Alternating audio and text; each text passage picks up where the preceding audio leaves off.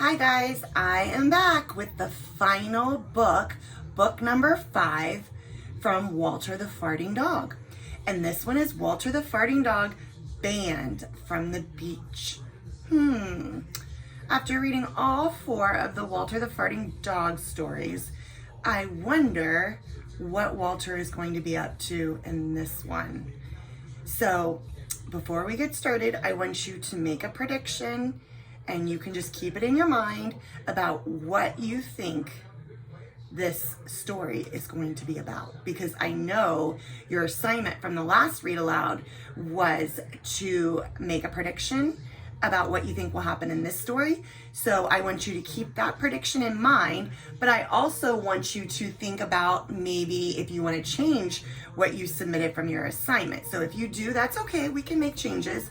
So I'm going to show you the picture once again, and I want you to make that prediction.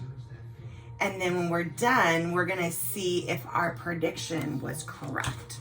So I wrote mine in my example that I thought that Walter was going to pass gas and knock down everybody's blow away everybody's beach toys and beach items, their chairs, their your little floats, or your trying to think of the name of it, those long noodles. So maybe Walter passed gas and blew away somebody's noodle, somebody's bodyboard, maybe a surfboard, maybe a beach umbrella, maybe a beach chair, a beach blanket, buckets, I don't know, but maybe he just blew away everybody's things. And so the lifeguard, I think, maybe told him he had to go wait by the car until his family was done at the beach playing. So that was my prediction. So we'll see if my prediction was right, and you think about your prediction before we get started. So let's get started. Mr. and Mrs. Krabby were having a ton of fun. There was sand and sea and sunshine every day. There was swimming and snorkeling and parasailing, and lots of staff to boss around. "You there," called Miss Krabby to the pool attendant. "Get that leaf out of the water. And bring us some fresh towels," said Mr. Krabby. "Make it snappy. If only that dog weren't running around ruining my view," said Mrs. Krabby. Sounds like they are crabby, grumpy, bossing everybody around.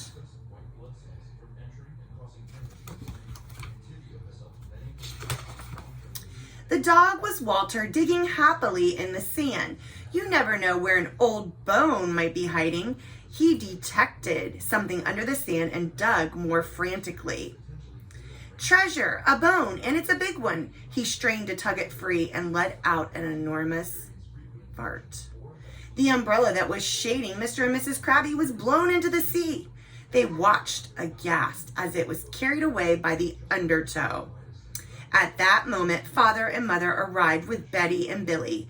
Mr. Krabby stomped over to Father. "Is this your dog?" "Yes," admitted Father. "That's our Walter." "He shouldn't be allowed on the beach," shouted Mr. Krabby. "He blew away our umbrella."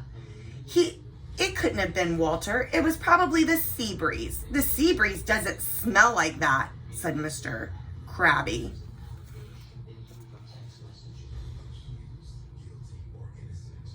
So I'm partway right with my prediction, because he blew away their beach umbrella. That evening, Mother said, "Wouldn't it be wonderful if we had our own little vacation home right on the beach?" "We can't afford it," said Father, who just bought himself a new set of golf clubs. "Walter eats us out of house and home." Walter farted guiltily. There was a knock on the door. It was the manager of the resort. "We've been getting complaints about that dog of yours. We can't allow him on the beach." "I didn't see any rule against dogs in your brochure," said Father. "It's a new rule, and it starts today."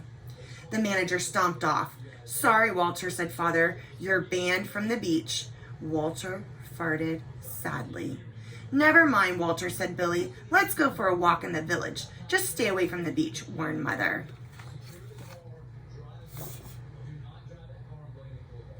And I really like how the author is saying how things are said and done when he says, there was a few. Walter farted guiltily, so that tells you how he did it. He was guilty. He felt bad for what he was doing.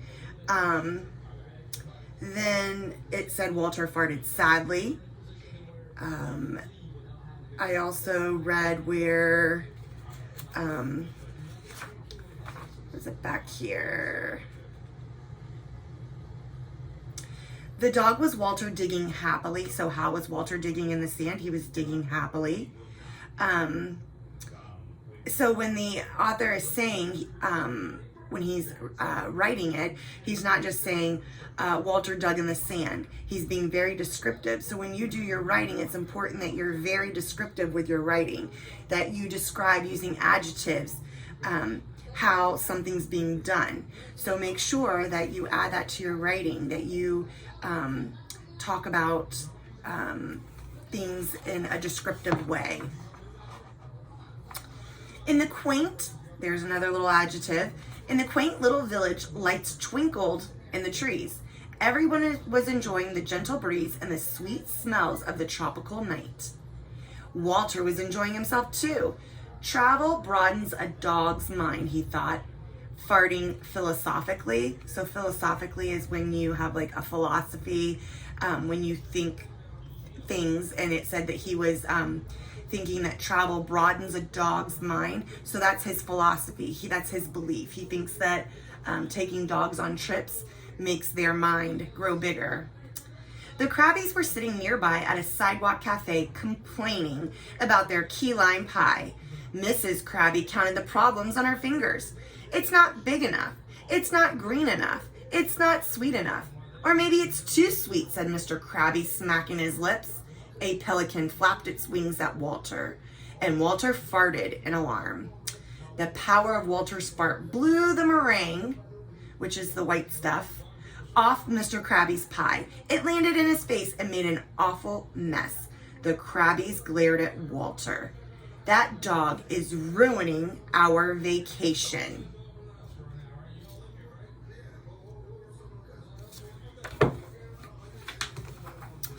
Next morning, Father got a phone call from the chief of police. I've had a serious complaint about your dog, said the chief. I'm afraid we can't allow him on our streets. Father hung up. Sorry, Walter, you're banned from the village. But where can Walter go now? Asked Billy. He's grounded, said Father. He stays inside. That's not a very nice vacation for Walter, said Betty. Walter farted. Need I say more? Asked Father. When everyone went out to have fun, Walter stayed inside with his nose pressed against the window. Aw, poor Walter. I can visualize that in the mind, the poor little doggy in the window. Well, thought Walter, I'll just have to make the best of it. He sniffed around for something to eat and found a sack of strange-looking tropical fruit. The label said, cook thoroughly. Do not eat raw. Since Walter couldn't read, he ate it anyway. Then he went to snooze in the sunshine pouring through the window. Sounds like Walter's going to be in trouble.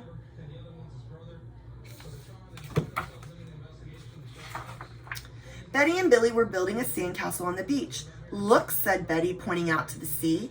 How did that island get there? It wasn't there before. It must have been underwater, said Billy. Now that the tide is out, we can get there. Let's go. They waded out through the shallow water to explore the mysterious island. Think about that word, mysterious. And we've talked about the word tide before. It's when the water comes in and out. Low tide and high tide. So when it's low tide, the water's down low. And you can walk out further. And when it's high tide, the water's up higher. So that's the tide, is the movement of the water. This is the sort of place where you find buried treasure, said Billy, beginning to dig. Suddenly, something shiny glittered in the sunlight. I knew it, yelled Billy, holding up a nickel. We're rich, yelled Betty. Mr. Crabby sat up under his new beach umbrella. Those nasty children seemed to have found something. The Crabbies waded out to the little island. "Let me help you," said Mr. Krabby, pushing Billy aside. Mr. Krabby found a rusty old key and waved it triumphantly. So again, the author's telling you how he waved it triumphantly. That means like really happy. "I have a feeling that this will unlock something very important," he said. Sure enough, 10 minutes later, he dug up a door and the key fit perfectly. "Maybe we'll find a whole vacation house," said Betty.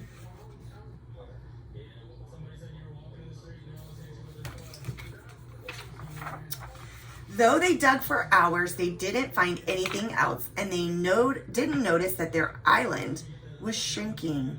The tide was rising fast, and the waves began to lap at their feet. Betty looked up and gasped.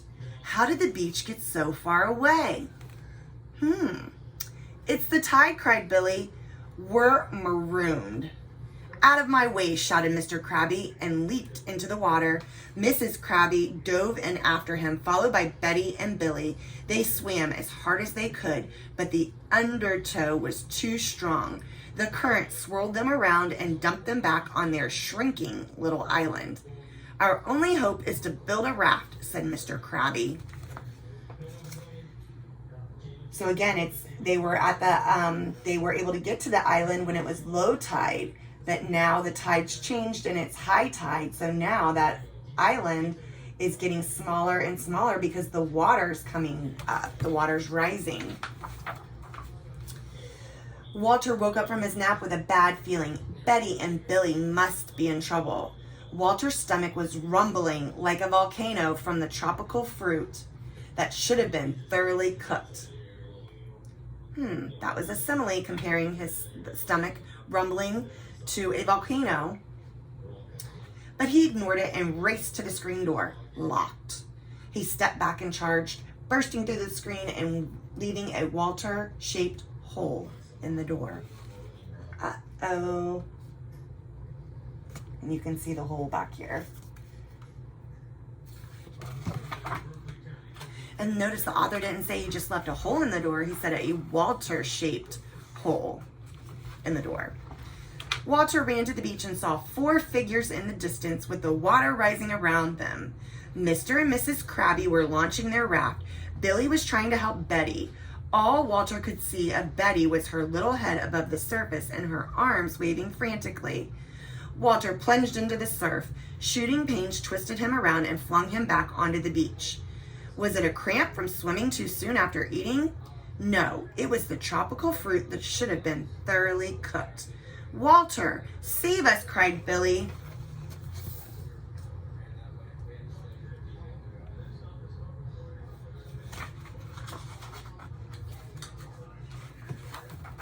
Walter struggled to rise, but the gases produced by the tropical fruit that should have been thoroughly cooked chose this moment to erupt with terrible force. The tropical fruit fart produced a boom that was heard along the coast for miles. Coconuts blew off the trees, and the Krabbies, clutching their new umbrella, were blown all the way to the Sandwich Islands. The waves parted around the little island where Betty and Billy were stranded. Layer upon layer of sand and shells were pushed aside, leaving a pathway across the ocean floor.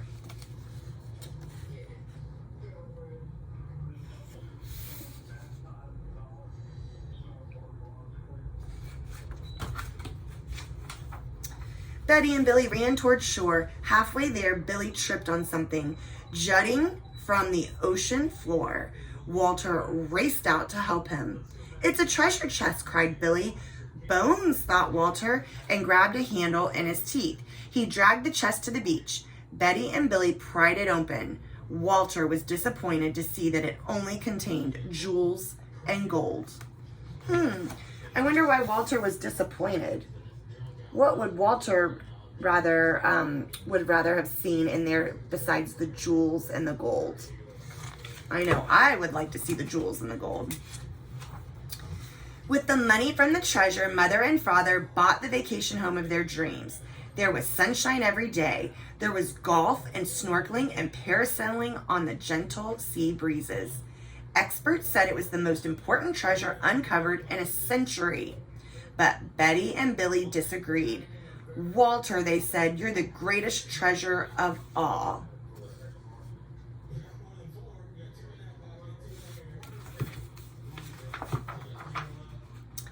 And here's the Krabby Snack Shack.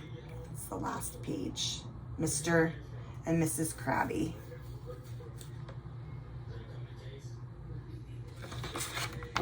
So, back to our predictions. My prediction was partway correct. I did predict that Walter was going to pass gas and blow things away and be banned from the beach. So that was part of it. But also, I didn't have a complete correct answer, because we know not only did he get banned from the beach, but he got banned from the streets. And then mother and father had to put him on restriction in the house. He wasn't allowed to go out. But it was a good thing that Walter was put on restriction, because then if he wasn't put on restriction, he would have never eaten the tropical fruit that said do not eat unless fully cooked, which produced that flatulence that then allowed him to part the sea basically and make a path to save Betty and Billy, and of course Mr. and Mrs. Krabby. So when you make a prediction, you use what you already know. So I used what I already knew about Walter and his passing of gas, plus what the author gives you. And in this case, we only saw the cover. So I looked at the cover, and I also used what I already knew about the other 4 stories that we read that had Walter and his actions in there. So again, each story also introduced new characters. So in this story, we were introduced to Mr. and Mrs. Krabby. We also had the person that was in charge of the hotel, as well as the security guard. So there were a few new characters in this story. So think about it. I want you to think about all 5 books that we read, and I want you to share which one you think you like best and why. So which one was your favorite book out of the series, and why was that your favorite book? I think my favorite book was probably the one where he goes to the yard sale, and Dad made up the story when he really sold Walter, and said that Walter had just, wandered away. And then Walter ends up getting the clown caught for robbing the bank. So I think that was my favorite book, because I think it told a lot about Walter, and it talked a lot about Walter's dad and how adults make mistakes too. So that's something to always remember, is that everyone makes mistakes, and without mistakes, we would never grow or learn. So we have to make mistakes in order to get better. That's called progress. So as we finish our read alouds for the year, I just want to say I thank you all so very much for listening to the read alouds and interacting with them and making them a part of our classroom this year. We picked the books together and we celebrated parts of it and how we wanted to keep reading. I remember when we would come back in from recess and you guys would beg because you wanted to know what happened in the Magical Animal Adoption Agency, and you wanted to keep reading, and so that really warmed my heart, and it's something that I think made our class the best that it could have been this year because of those read alouds. And that's something that we could all, even with all of our differences and opinions and feelings, and we all came together as a class, as one, and united and shared in the read alouds. So that's something that is really important, is about uniting and not allowing our feelings and opinions to interfere with maintaining those good relationships with people that we have to get along with, whether it's in the community, whether it's at home with your brothers or sisters, your mom and your dad. Maybe it's at school, and there's people that, you're never going to be in a classroom where everyone in the classroom is your friend or that you really, really like. Everybody has differences, and we have to be more accepting of those, and we have to learn how to unite and get along for the good of everyone. So that's really, really important, and I feel like we really did accomplish that this year, and you guys really learned how to celebrate one another when we shared our opinions, and you guys are always really good about complimenting one another and giving positive feedback and praise, and that's really good to be a great citizen. So I do appreciate that. I think you all are wonderful so very much. Kindness in your hearts, and that you're filled with what makes Fairlawn a great place to be. You guys are all great patriots, and you follow those expectations that are provided to you, and that's what makes our school a family where we're united.